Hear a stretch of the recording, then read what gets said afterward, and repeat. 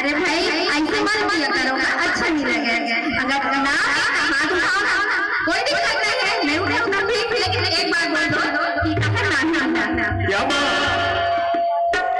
अच्छा होगा ना, ऐसे मत करना, लूटो खाने का लो, ऐसे किया जाते, देखो हमारा घर अब हमारा भाई कहते हैं आंटी लोग ये देखो ना ये मुझे नहीं दे